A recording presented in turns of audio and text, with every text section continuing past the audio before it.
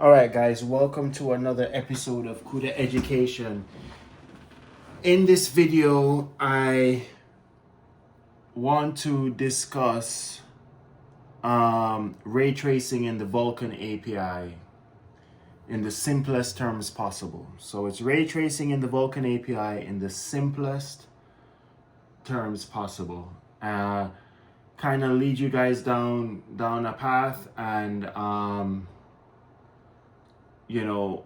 help you to just understand everything that's going on in the simplest terms possible. If you want to start learning Vulkan, I suggest the best thing to do is to check out my tutorials. Get Vulkan installed on your Windows-based machine. Using tutorial number 1 and I believe tutorial number 13 to get the Vulkan API installed, and then get examples running on your machine. Once you get examples running on your machine, then you will be able to tinker with code and see how things work for yourself on your own local device, right? This assumes you have a Vulkan-capable GPU on a Windows-based machine. So just a couple of things. First of all, if you've been watching my previous videos, a lot of what I've kind of learned and tinkered with in terms of ray tracing for Vulkan has been through the raytracingbasic.cpp algorithm by Sascha Willems. So on GitHub, or if you just Google Sascha Willems on GitHub or on Google, and you check out the ray tracing basic script, that's kind of been my teacher to a certain extent for how all of this works. The point of this video is not to get too technical. It's just maybe a bird's eye view of the concepts. Introduce the world to different constructs and different concepts and meanings and values, because remember now, ray tracing is completely different from, or it's a revolution. Even it's not even an evolution, it's a revolution in computer graphics. And it is basically, a lot of new things that have to be introduced, and you kind of have to get familiar with these terms and all of that stuff. It's almost as similar to when the internet first came about, or when Google AdWords, Google advertising, cost per click, cost per impressions, all these things. It's like new things that you had to learn to even grasp the bigger picture. So that's the purpose of this video. I want to keep it simple, as approachable. As always, I target my content to people who are not computer programmers, people who are not CS majors, computer science majors, people who are like artistically inclined. If you're new to programming, new to computers, I want my platform to be the place where you basically can get a foothold in this arena and then take it from there. But I just find that, most other places that try to teach this stuff, they just assume that you have a PhD in computer programming and you are familiar with everything as it relates to programming. And it doesn't really work that way. It doesn't help anyone except for people who are already entrenched in that arena. So let's just get into it. It's a lot of stuff I have to cover. I know this video is going to be longer than usual, but I hope to make good progress. I might break it up into multiple videos, but I actually just want to get everything done in one shot. So whether you want to focus on this completely, or have me running in the background, or break it up yourself into different parts. But I'm just going to try and do it in one shot, just because, once I start going, I kind of don't want to stop, and I kind of want to be done with it because I don't want to have to restart and do a second video. So we'll see how many parts there is to this. But yeah, let's just get into it. So, you know, we're talking about ray tracing, right, in Vulkan API. Okay, so you know, what is ray tracing? In very basic terms, it's you're trying to simulate the rays of light in a scene. You're trying to simulate the rays of light in a scene, and you're trying to use the computer and computer processing in order to do it, right? It's very expensive. It's very it's compute intensive, and that's why this stuff hasn't really been able to, or hasn't been accessible on the consumer level until now, until the GPUs got fast and were able to calculate a lot and all that good stuff, right? So you know, the machine that I work with is an NVIDIA. It has an NVIDIA GPU, Windows-based machine. You again have to make sure you have a Vulkan-capable GPU. You want to make sure it's ray tracing capable. So for NVIDIA, it's RTX cards, right? So right. So ray tracing is basically you're trying to basically simulate the process of light coming into a scene and basically calculating what happens to that light as it hits items in the scene, right? This has been the big impediment to making video games and simulations and computer simulations, from making it cartoonish or you know, simulated or virtual, and making it photorealistic. This problem right here of simulating light and simulating all the reflections, refractions, all that good stuff is the holy grail of computer graphics. And the better and the more complete and true we are to this process is the more photorealistic the pictures that we have on our screens will be, almost to the point of real life. Don't want to get too ahead of ourselves, but in the latest GTC keynote, Jensen Huang of NVIDIA, I think you should watch the keynote address. But they're starting to mess around with neural networks to simulate some of the pixels so that the compute is not as intense, and you could actually get more photorealism with less expensive compute through using neural networks to simulate some of the pixels and not have to do the heavy lifting of tracing the light itself. But we get ahead of ourselves. Right now we just want to deal with ray tracing. Now, I have been doing this for not too long, and my approach is basically, as I learn, I teach you guys, right? So I haven't been doing ray tracing for 100 years. I haven't been doing computer graphics for 100 years. I make no qualms about it. I repeat it very frequently, but people seem to get all bent out of shape about it. If you don't like my video, just don't watch. That's all. The internet is free and available for everyone. So if it annoys you, if you don't like it, then don't watch and stop drinking haterade, right? But for everyone else, this is yeah, so this is my approach. So right, ray tracing is basically you're trying to simulate light into a scene, and then, you know, whatever happens to the light as it what they call traversing the scene. So let us I'm going to start to create let's do a two-dimensional scene just for now, just to kind of get everyone on the same page, right? But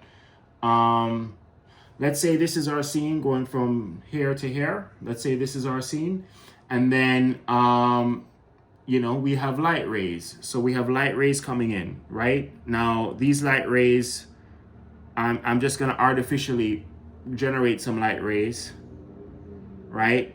I'm gonna artificially generate some light rays. And let's say this is an object, right? And this is an object here. All right.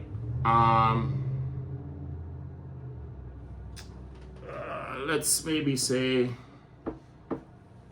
and this is an object over here. Okay. All right. So as the light rays come in, right, some of the light rays are going to hit, and let's just say this is a pole or a stick or a board or something, but you know, we're just dealing with 2 dimensions for now, right? We don't want to make it too complex, okay? So as the light rays come in, basically it hits objects and it doesn't hit objects. If it hits an object, so these 2 light rays right here, these 2 light rays right here are going to be a hit, okay? So these 2 light rays are gonna be a hit. These 2 light rays, so we're gonna do, it's a hit, right? It's a hit. These 2 light rays don't hit anything. Okay? This light ray is also going to be a hit. Okay? So we put an X wherever it hits, we put an X where it hits. And that's ray tracing in Vulkan. Okay? Light rays come into a scene, the light rays traverse the scene, and depending on the objects in the scene, you either hit or you miss. All right, guys, this is Vulkan. This is ray tracing in Vulkan. Thank you for watching. Have a nice day. No, I'm just playing. All right, so at its very basic, this is At its very basic, this is what ray tracing is about. Rays come into a scene, you traverse the scene. If it hits anything, you take a note that's saying, okay, there was a hit here, there was a hit here. If you miss, then the ray is deemed as a miss, right? It hasn't hit anything. What's going on with my not good, not good.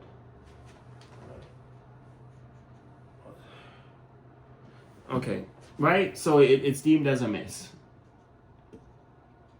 Okay, so that's pretty much there's more nuance to it, but that's pretty much at the heart of what ray tracing is about. So these are, you know, as I said, the light rays, and they traverse the scene. Now in Vulkan, when you're setting up your ray tracing script, or you're basically running your script, you tell Vulkan, okay, if the ray went through the scene and it didn't hit anything, then it's a miss. It's a miss. The ray is a miss. And you, for example, assign a color to it. So these rays would be assigned a color of what you call your sky model, or your background color, or your sky scene, or your miss scene, or whatever. So this would be like your background color. So let's say, you know, you're looking at a picture on your monitor, and maybe the background color is blue, right? And then these poles would be colored red. So you would see, you know, right here you would see blue, and then here you would see red, because obviously these rays had hit something, so it would register as a hit, and you would get the color of the object here. Now obviously when the rays hit, it basically bounces back to the camera and blah blah blah blah blah, but let's not get too ahead of ourselves, right? So we have hit rays and we have miss rays. And in the simplest terms, that is what, you know, this is what ray tracing is, and this is what ray tracing is in Vulkan. All right. Now there are a couple of things that we have to take into consideration. Number one, in Vulkan, you have the ability to say, okay, Vulkan, only register hits if it happens within a certain distance. Okay?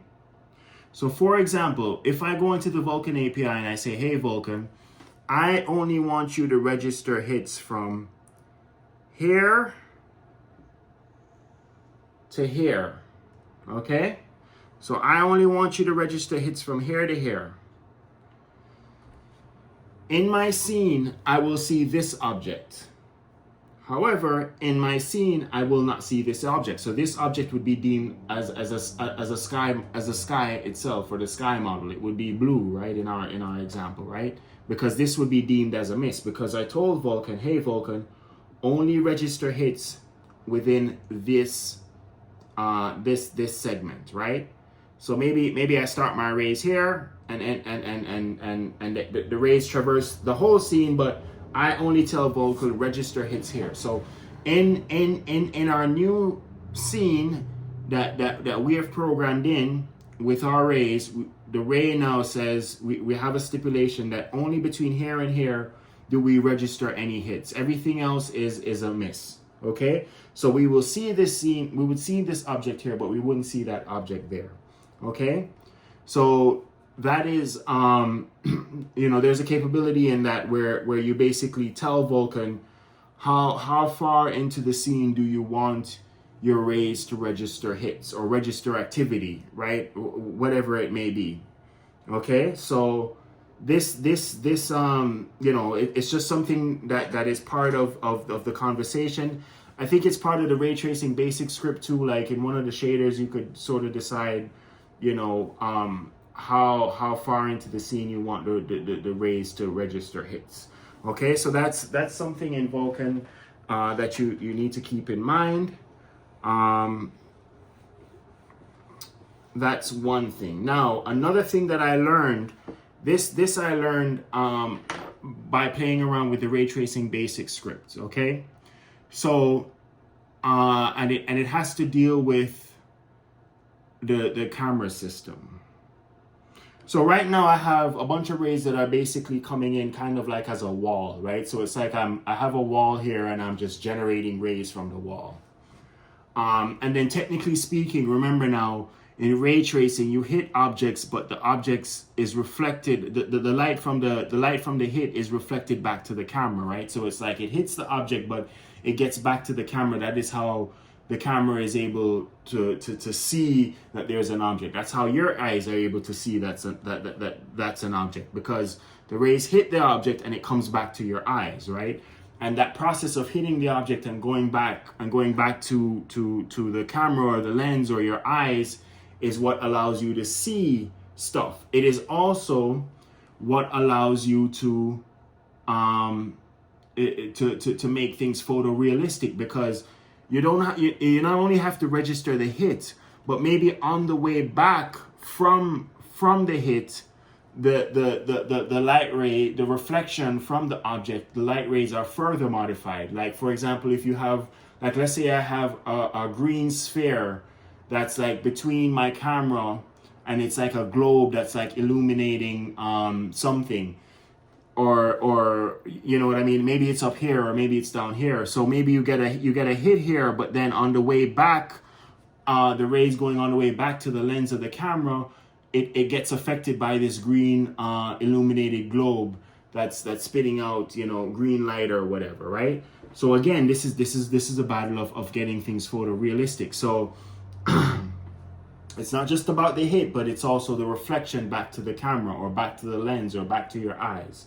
Okay, but I digress.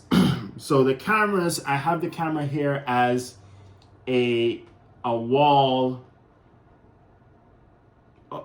generating rays, but that's not how cameras really work, generally speaking, in computer graphics or in my experience with the ray tracing basic script and just in general. The camera is not a wall, and the camera is not a wall that is spitting out rays. Okay, and I realized this mistake because when I was playing around with the ray tracing basic script, I started to play around with, okay, I want to register the length of rays, you know, between here, any hits between this and this. But then I started zooming in and out the camera, right? So I wanted to see like how the scene would change as I zoomed in and out, right? And in the ray tracing basic, you basically have like a triangle, right? So it's a triangle.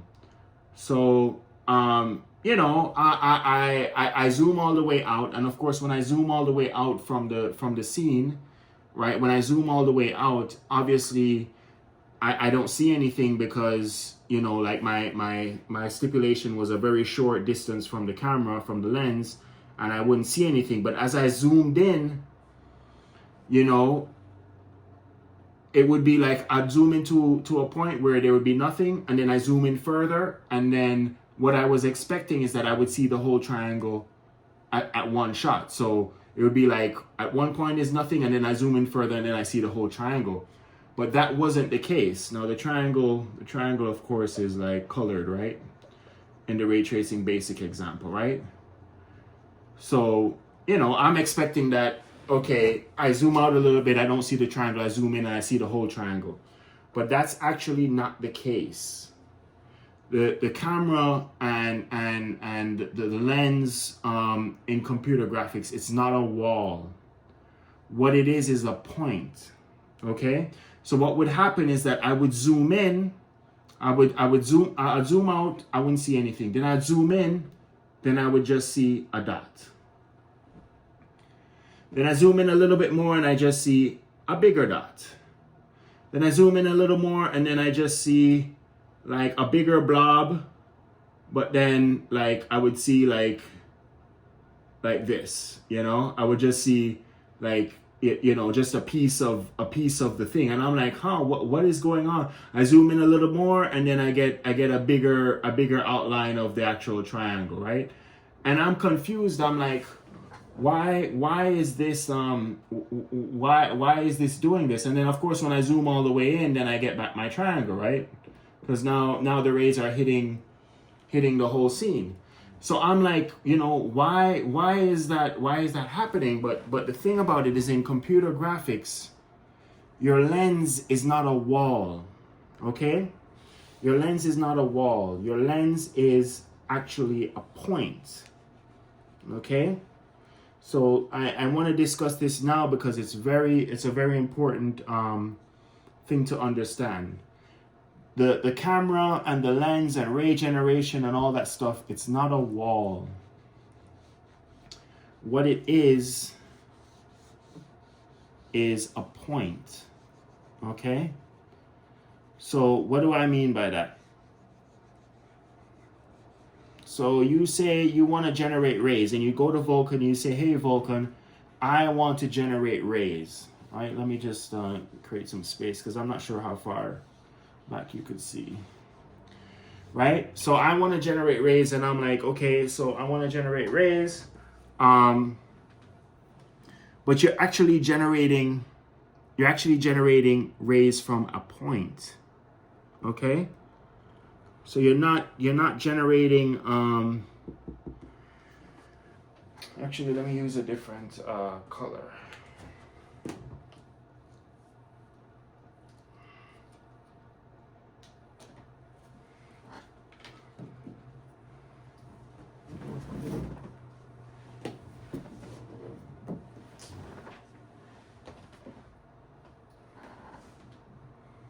Right? So you're generating rays from a point. Okay? So what happens is that, let's say you have rays of a specific length, you know, and I'm going to try and make all the rays, but let's say the first ray, the center ray that's like centered towards the scene, is this, right? But then every other ray that you generate is off kilter, right? These supposed to be the same length, right? But it's now off kilter. It's not you know, they say the shortest distance between 2 points, the shortest distance between 2 points is a straight line. Well, this ray right here, your straight line ray, your center ray, is going to be your farthest out, and then every other ray is going to be, it's going to basically create a sphere or a circle, right? My drawing is horrible, but you kind of get the drift, right? It's going to create a circle. So there's a thing in Google says, lines equidistant from a point creates a sphere, right? So basically you get a sphere. It's horrible. My drawing is horrible, but you get my point though. Lines equidistant from a point creates a sphere. So so what would happen is that you would have your point here, and let me just try and create a. So what would happen is that basically your rays create sort of a sphere, right? You determine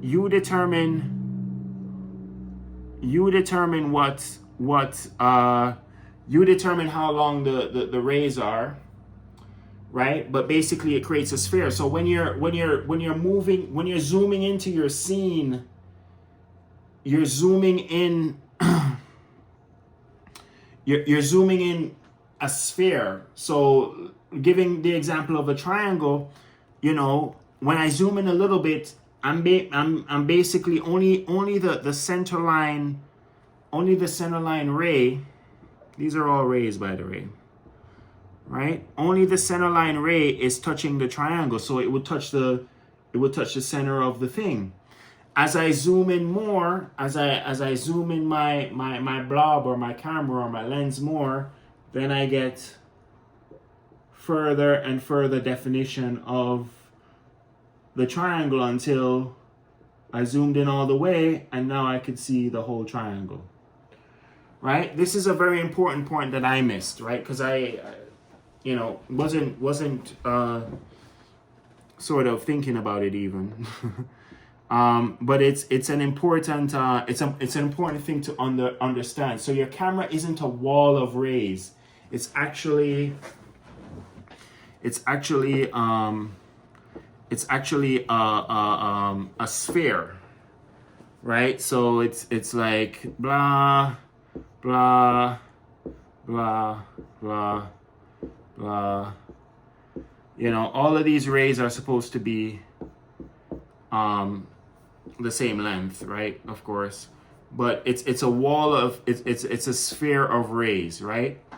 And you're when you zoom in and you say, okay, register all of the hits that you get within a specific distance, your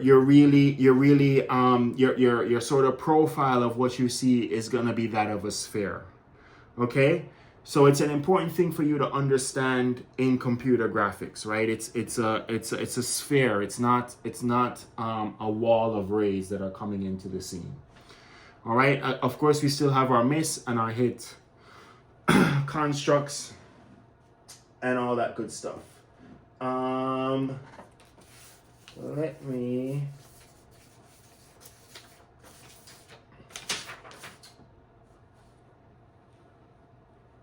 Okay, so that's in a nutshell. This is what ray tracing in Vulkan is about in its simplest terms, right? So obviously, if you had a triangle, it would be a different profile. If you had a circle in your scene, it would be a different profile. Obviously, this is like 2-dimensional, and I'm mixing 3-dimensional and stuff, but again. If it's these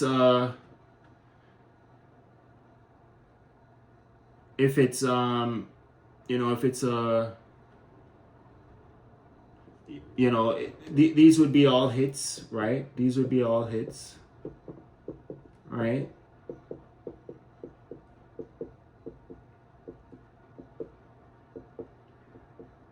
All of this would be hits. Right? All of this would be hits. All of this would be hits. Right? And then the other stuff out here would just be strikes. It would be strikes. It would be the sky model, whatever you deem the sky model to me. Whether you want to do sky blue, whether you want to do black, whatever. But it will just be the background, it would be the background, right? Background slash sky, right? But then you would get all hits here, and you would see it, the rays would be reflected back onto the lens, and you would see everything that's happening. All right, let me clean up this scene for a little bit, and then we go on to some further topics.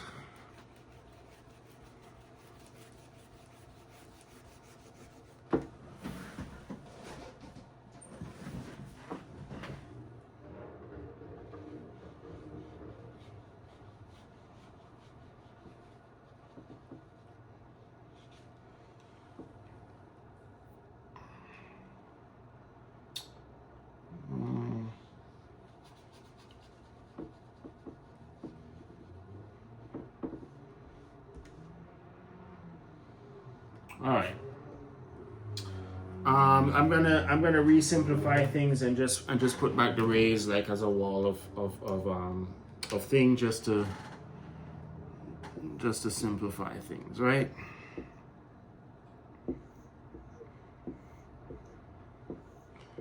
Okay. All right. So this now we're gonna have to talk about. I'll just use this space right here. So as we know, these guys are misses, right? But we're gonna have to talk about some other new words, new vocabulary, new concepts, right? You know, there's a thing called, you know, ray tracing pipeline. Okay, so the ray tracing pipeline basically is how we have ray tracing in Vulkan. It's called the ray tracing pipeline. We have another thing called shader binding table. Okay, we'll get into that in a minute. We have a thing called shader groups. We have another thing called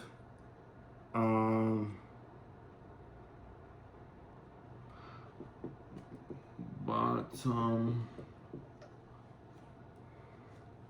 level acceleration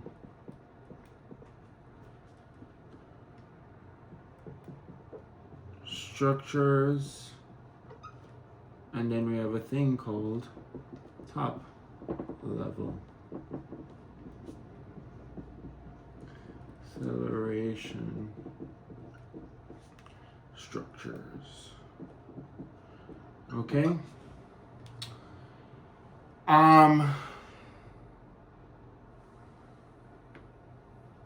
So these are some new words that have been introduced to the world, new concepts.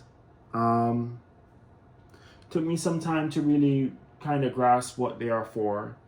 A couple of things that we kind of need to talk about before we even dive further. You know, one thing you have to understand about anything you're learning new, but especially like in the case of computer graphics and computer programming, and especially when you're dealing with an API. Now the Vulkan API is about 5,000 pages. The spec is about 5,000 pages from what I understand, right? And it keeps growing because they're adding new stuff. Stuff is treated as extensions. Some are the core of the API, all that good stuff, right?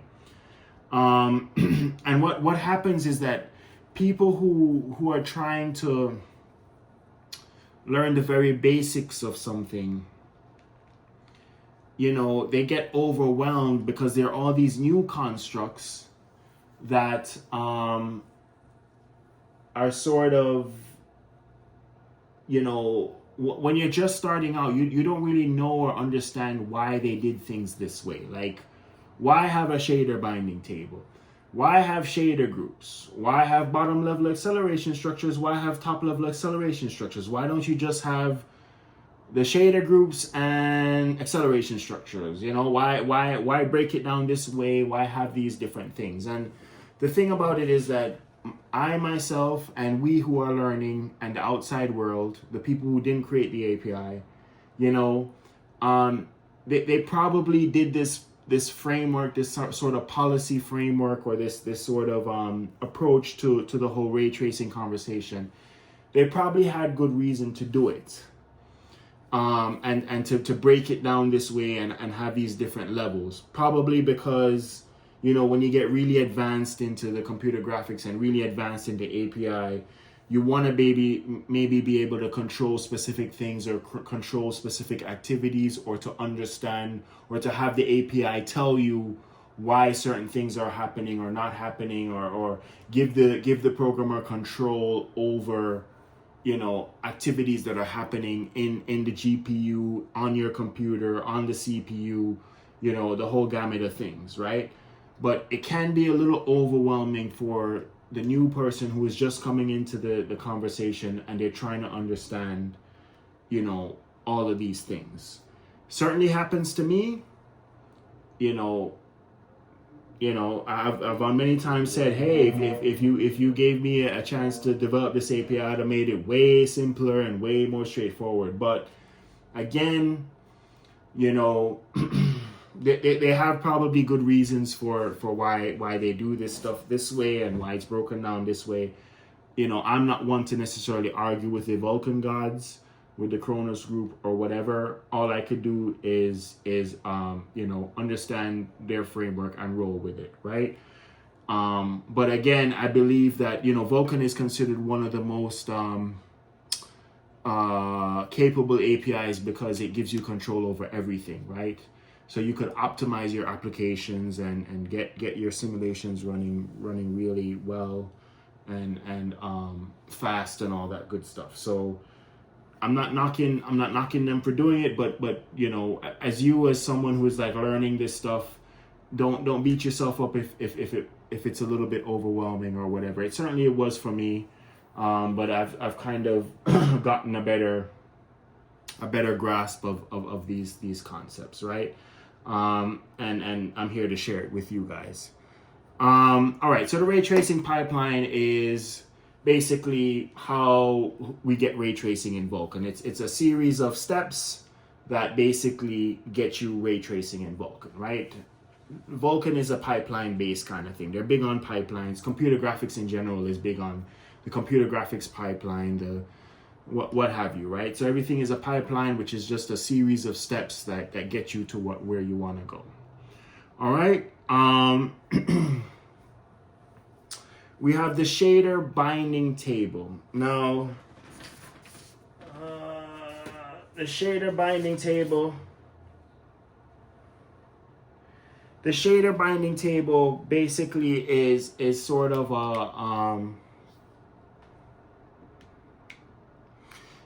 basically it helps to when the rays traverse the scene, right? And then let's say this ray now it hits an object in the scene, right? So right now it's just poles, but in our scene it could be triangles, rectangles, you know, spheres. It could be a human face. It could be a car. It could be, you know, leaves, a tree, whatever, right? When it hits something in the object, you kind of have to record that there was a hit, okay? So the shader binding table basically is something that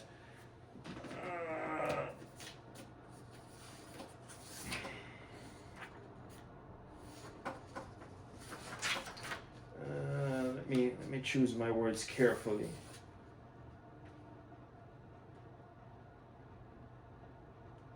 Right, so the shader binding table basically it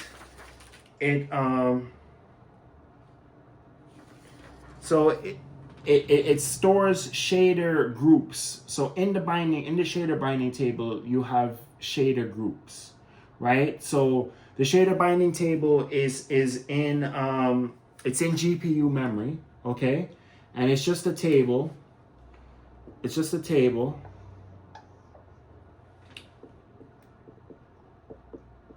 Right? It's just a table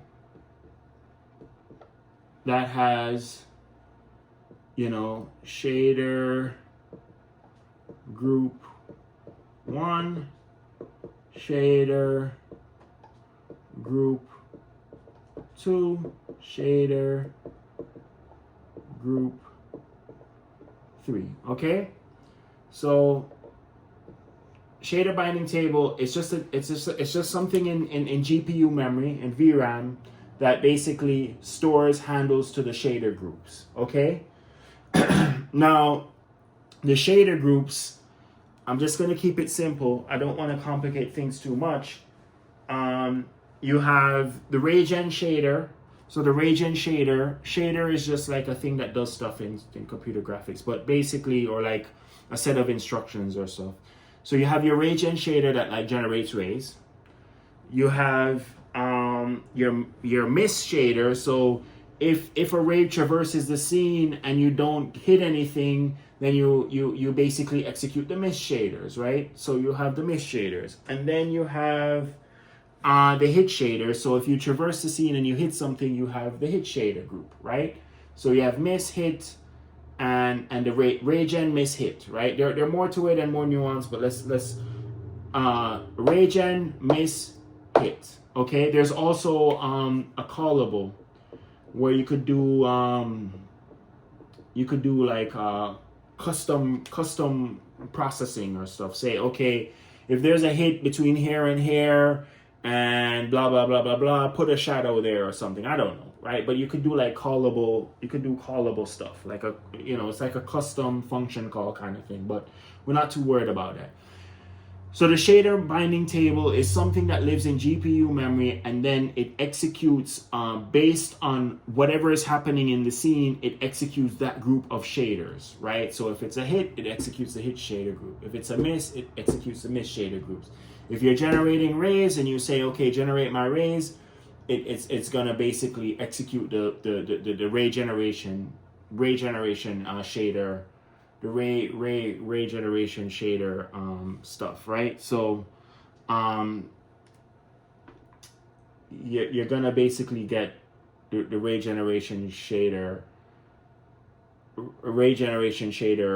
group, right?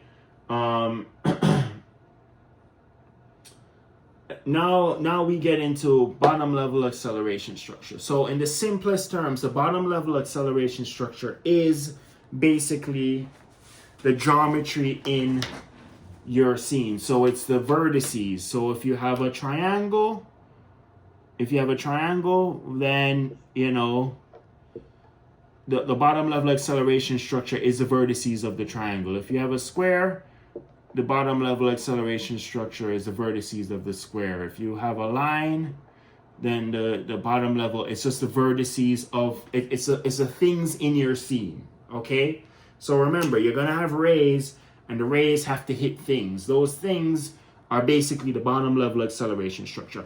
I don't know why they call it bottom level acceleration structure. I don't know why they call it acceleration structures. I have no idea. All I know is that the bottom level acceleration structure stuff is like the vertices of the things in your scene. Okay, that's all I have for you today, guys. The top level acceleration structure now is, in the simplest terms, it's the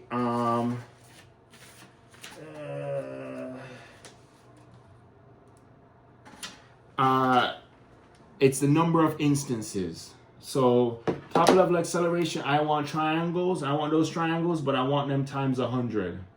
I want 100 of them. And for the rectangles, I want times 50. Right? So it's instances, right? So it's a number of instances in the scene. So, you know, if you want to create a scene with like 100 triangles or 50 rectangles, you do that through it basically replicates the geometry in the scene from the bottom level acceleration structure. It replicates the geometry, you know, 50 times, 100 times, whatever you want, from the bottom level acceleration structure. There's also a little nuance that I've come to understand where once the bottom level acceleration structures are created, you can't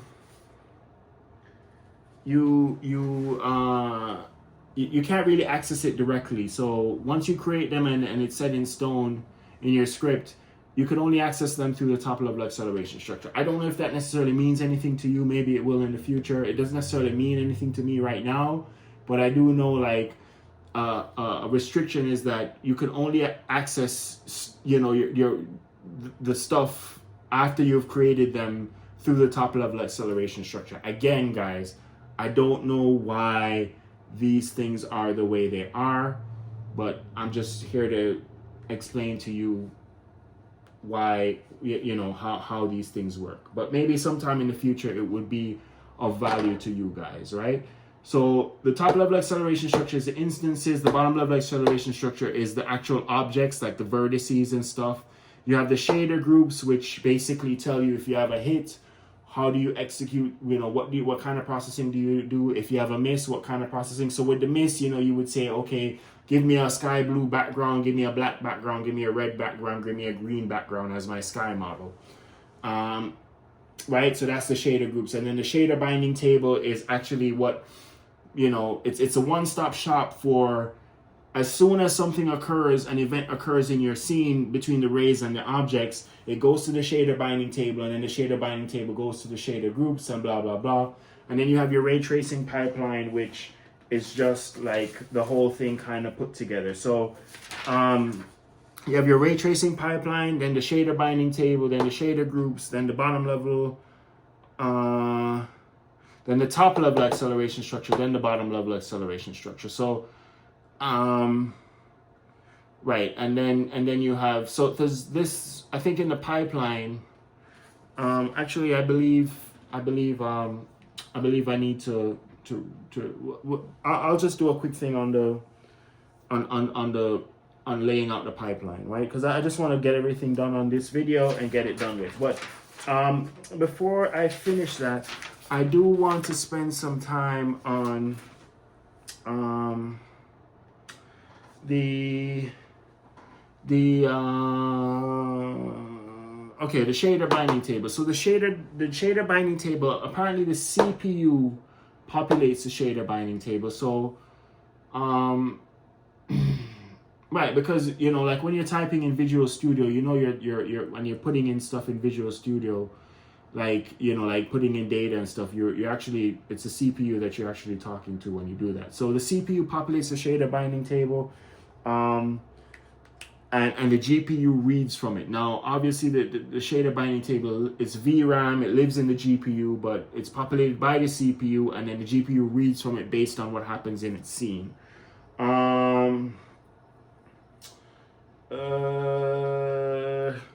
Right, so region. All right, so I'll just make this a little clearer. And I'll just take this out for now.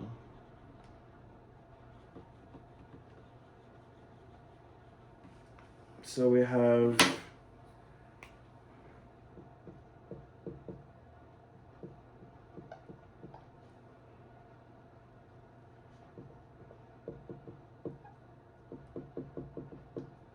right, so to keep things simple, we have these three groups in the shader binding table. Okay, so that's that.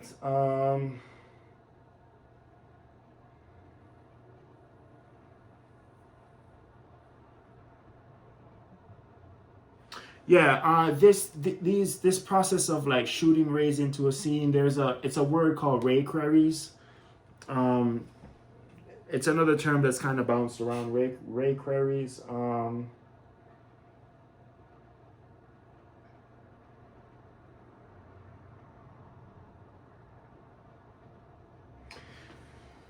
Yeah.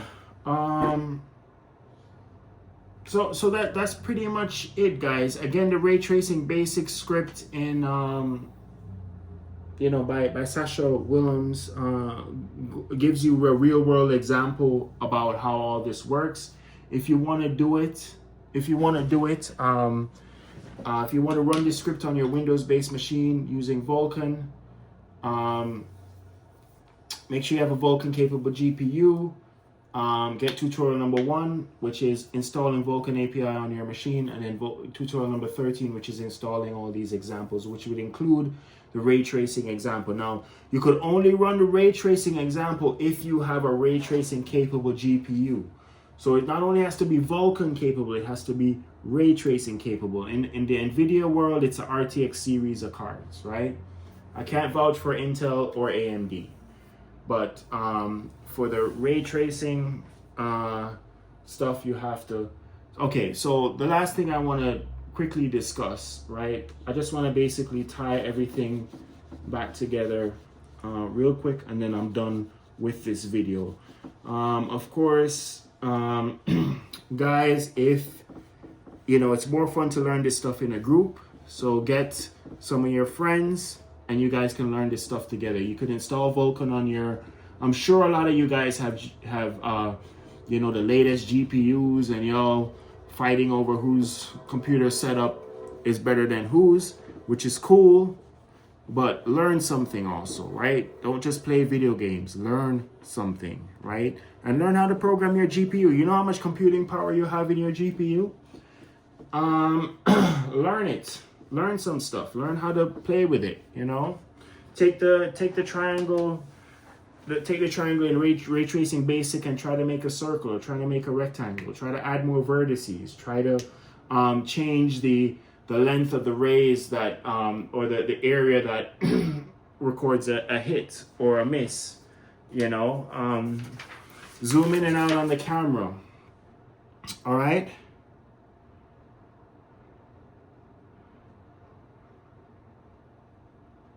So basically, you have, you know, this is like my ray tracing pipeline, right? I can do better than that. I can do better than that. All right. So, tracing. Okay, so you have your shader, binding table, right? Shader groups, right? Top level acceleration structure,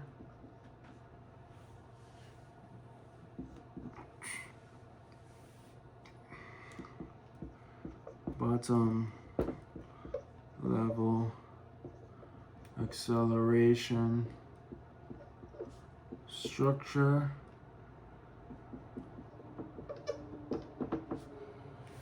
and then, you know, geometry data, you know, and that's vertices, etc. All right, and that's basically, you know, how ray tracing works in Vulkan.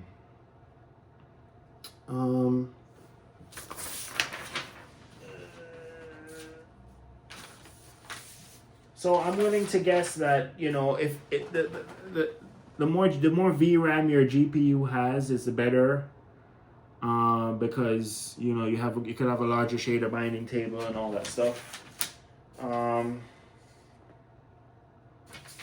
Yeah, I don't necessarily want to get into function calls and all that stuff. But yeah, there you have it, guys. So honestly, ray tracing is not that. It's not that, like, I thought it would have been a lot more involved and complicated and like a royal headache, but it's actually not that bad. I mean, the script is long, the ray tracing basic script is long, but the amount of, a lot of it is just boilerplate and just you know, it's just Vulkan itself, where you have to do a lot of like boilerplate stuff, but the ray tracing piece of it is actually not that bad. And you know, what I'd really want is you guys to take this information and run with it. Continue to learn computer graphics, continue to create stuff, create animations, create simulations in business, in engineering, in the arts, in the crafts, in cinema. You know, like, learn this stuff, because you know it's not going away. Computer graphics isn't going away. Digital isn't going away. Now they're dropping in AI into computer graphics with these neural networks and stuff, where it's like it's sort of, you know, using the neural network to make a best guess of what the next set of pixels are, and increasing the fidelity of a scene, but not making it so expensive on the compute side of it. So there's a lot going on. Also, check out the GTC 2025 keynote address by Jensen Huang. 2025 keynote address, Jensen Huang, NVIDIA. There's a lot of stuff going on. There's a lot of opportunity, guys. You have to start teaching yourself stuff. The world is changing. It's no longer like, you know, you have to start teaching yourself stuff and preparing yourself, so you could walk into an organization, walk into an interview, and actually add value from day one, right? And even in the interview, you could talk about stuff that you could do to help the organization.